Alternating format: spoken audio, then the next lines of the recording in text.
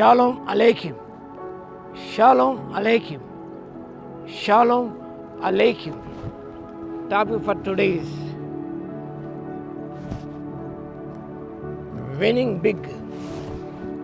Winning big.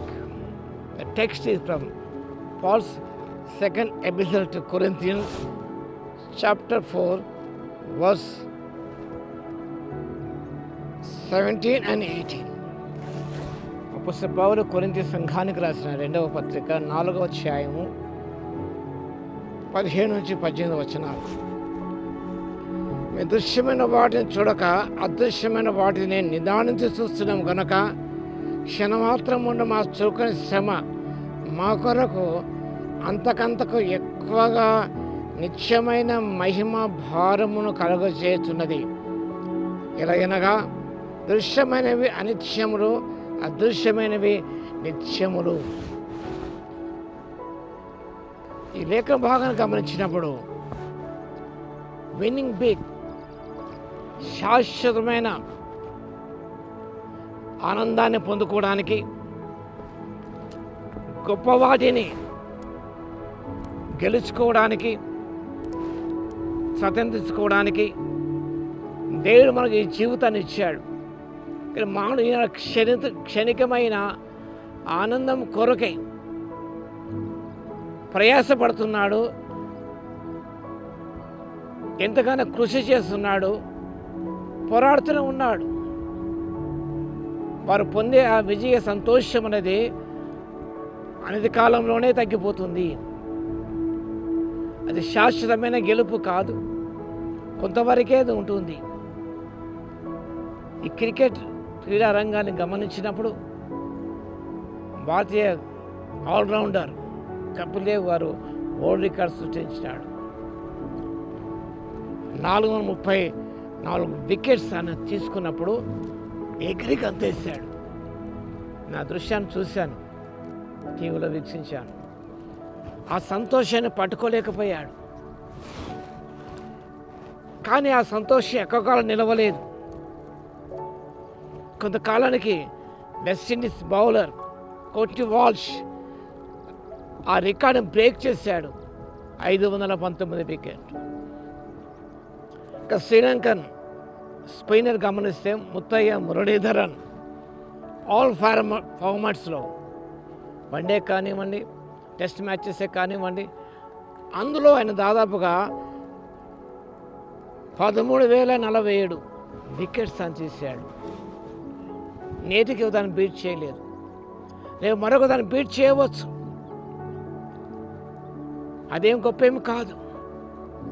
Tennis క్రీడా రంగంలో Hana Mandlikova after defeating Martina Navratilova Australian ఓపెన్లో గెలిచినప్పుడు ఆమె ఎంతగానో సంతోషపడ్డది.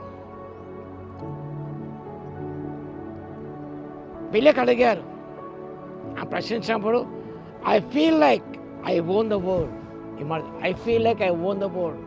ఈ ప్రపంచాన్ని నేను గెలిచినట్టు నా సొంతం చేసుకున్నట్టు అనిపించింది. మార్టిన్ నవరతిలోవను హ్యానా మ్యాండ్లికోవా టెన్నిస్ రంగంలో ఓడించినప్పుడు మన విలేక అడిగాడు, when ask how long that feeling last, ఎంతకాలం ఆ యొక్క భావన ఉండింది అన్నప్పుడు she replied about 2 minutes. About 2 minutes. ఈ ప్రపంచాన్ని గెలిచానన్న భావన అనేది 2 నిమిషాల్లోనే ఉండింది. ఆ తర్వాత అది తొలగిపోయింది.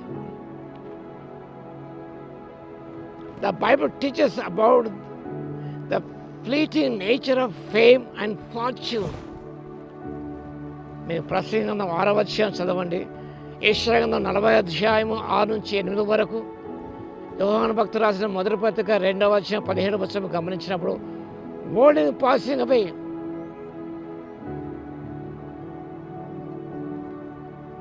ఈ లోకము గతించిపోయేది. ఆ ఫేమ్ అండ్ నేమ్ కూడా గతించిపోయేవే, శాశ్వతం ఉండేవి కాదు. ఆ గెలుపు తర వచ్చి ఆనందం అనేది కొంతకాలమే ఉంటుంది.